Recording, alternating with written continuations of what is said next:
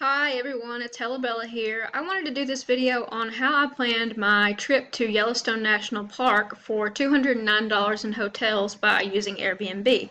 So I guess now is as good a time as any to announce that I am moving to Yellowstone to work for 3 months at the Mammoth Hot Springs part of the park.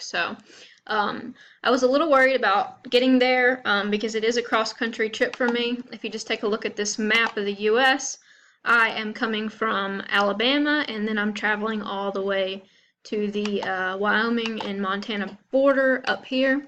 And this is the part of the park that I will be staying at. So I was having some trouble working out the logistics of where I was going to spend the night, all these nights, because I decided to break the drive up into 4 days since it's a 27-hour drive. I figured in 4 days I would not be pressed for time and that I could just kind of see stuff along the way. So I knew I wanted to use Airbnb because just looking at hotels, the prices were absolutely outrageous. So what I did was I kind of looked at the map and I have a lot of tabs pulled up here, and what I would do is I would try to divide into 4 parts the drive. So I knew I wanted to drive about 6 or 7 hours per day. So coming from where I live, the very top corner of Alabama, I figured I zoomed in on that Columbia, Missouri, and so I just went to Airbnb and let's see, I've got a lot of tabs pulled up. Sorry guys.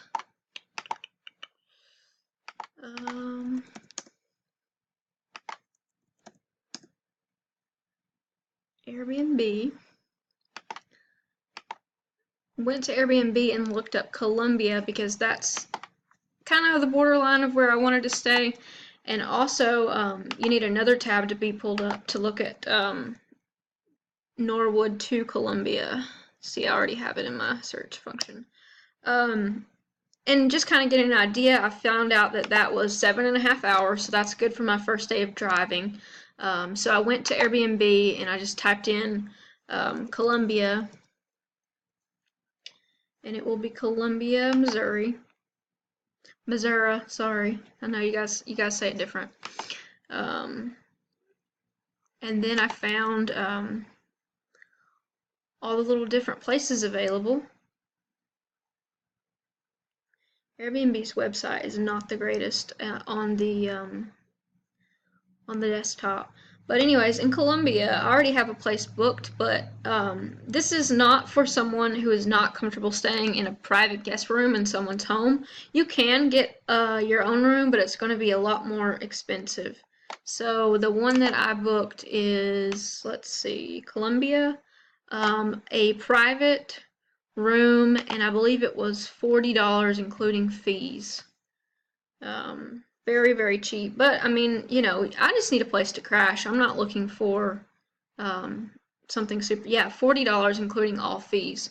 So from Columbia, I had to go back and look at the map and see where I wanted my next stop to be. And so we're in the middle of Missouri at that point. So I went on up and I went to follow the map along Missouri all the way up to this place called Sioux Falls, I believe.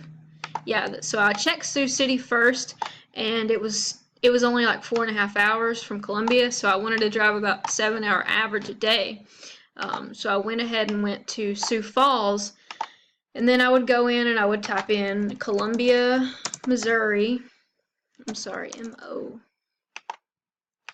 to Sioux Falls, South Dakota, and find that it was 6 hours and 54 minutes, which is about 7 hours. That's my average drive time per day. And once again, I just go back to Airbnb and search for hotel rooms in Sioux Falls.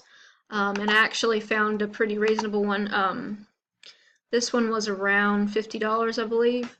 None of my rooms, the most expensive room on this trip is the room that is closest to Yellowstone, and that one was $74. Yeah, so Sioux Falls, I have booked a room for one night, and again, it's a room in someone's house, but I mean, I like doing that because you get to meet people along the way, and you get to see some pretty cool stuff. Let me just check and see how much I did actually pay for that.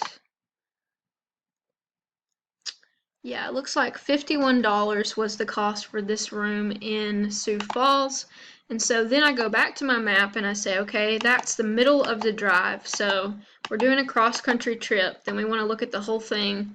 And I had to figure out how far Sioux Falls is to, I think I went with somewhere along Rapid City in this general area. Let me see where I picked my room for. Okay, yeah, Broadus is the third night on the trip, so I just typed in, okay, how far is Sioux Falls to Broadus? And so the thing is, some of these, sometimes I tried it and the rooms would be too expensive, so I'd go a little bit further or I'd go back a little bit just to find out to get the best price for the room on Airbnb, because some of these towns are very touristy. I believe I had tried around Rapid City here and Deadwood. This just general area was very expensive on Airbnb, so I went ahead and I kept going a little further to this Broadus area, wherever that is. Anyways, you see on the map the Sioux Falls to Broadus is 7 hours, so I went back to Airbnb and I've booked another night. So I've got my 4th, 5th, and 6th. Those are the nights that I'm staying. So that'd be my 3rd driving day.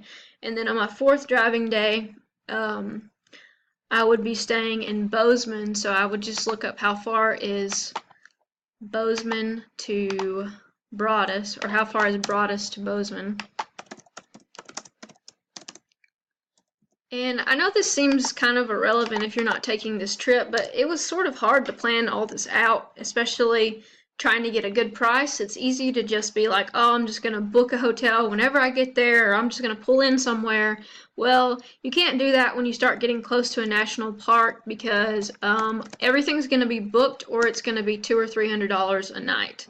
And so you see my last day of driving here is from Bozeman, or from Broadus to Bozeman, just across the state of Montana, and it's only 4.5 hours. So I'm going to get to actually rest that day, and then my first day of work, or my orientation day, is going to be on the 8th. So I'll wake up on the 8th and I'll have to drive about an hour to Gardner, Montana. Let's see, Bozeman to Gardner. And Gardner is where Yellowstone's HR office is. The company that I'm going to be working for is Xanterra, with an X, and I found a lot of pretty good reviews. I'm going to be staying in sort of like a dorm-like setting. I'm going to have a roommate, which I'm kind of looking forward to having the college experience, because I never went to, I went to college, I just didn't stay in a dorm. So I get to experience all the whole shared bathrooms and stuff like that. So. But yeah, this is sort of just the overview of how you can plan a cross-country trip using Airbnb. And obviously you can do this from anywhere in the world to anywhere in the world. The main thing is that you figure out, okay, where do I want to go? Where do I just type in your starting location and your ending location onto Google Maps, and then pull up 3 or 4 other tabs to where you can kind of get a ballpark idea for how far is point A to point B. And what I would do is I would average out how many hours I wanted to drive per day, and then I would kind of plan around that. So for me, it was around 7 hours a day, because 4 times 7 is 28 hours, and the trip is supposed to be 27 hours. So just giving myself a little bit of room. And looks like I'm going to get to stay in, let's see, I believe these are my Airbnbs. So yeah, I'm staying in Columbia, Missouri. That's the first night, and then Sioux Falls, South Dakota is the second night. The third night is Broadus, Montana, and then the 4th night is Bozeman. So I'm going to stay in 3 different states. And then once I finally arrive to where I'm going to live, it's going to be Mammoth Hot Springs. And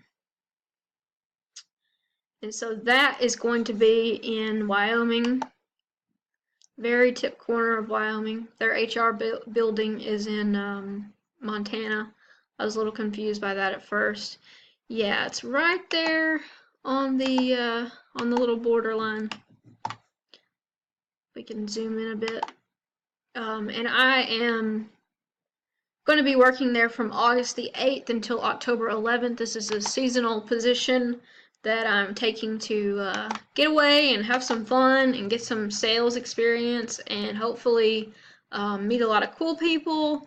And I'm just really excited. I applied for this job like when I got to Pennsylvania. I'm still in Pennsylvania, by the way, but I'm going home August 1st, and then I have to turn around and leave August 4th. So I'm going to have literally 48 hours to pack up and move. But I'm not going to stress out about it too much because whatever you can get done, you'll get done. Whatever you don't, you'll have to figure it out later. There's nothing that's super important that I have to do that can't be done when I get back home. Also, I'm going to be Airbnb-ing my house when I leave. So hopefully I'll make some money doing that as well.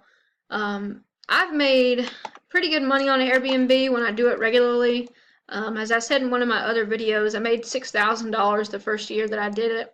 I haven't done it very much this year because I've had my mom's husband had to stay with us for a little while because she's moving to Italy. Well, they got to Italy, so now they're all over there and they met and stuff. So it was a weird time of the year.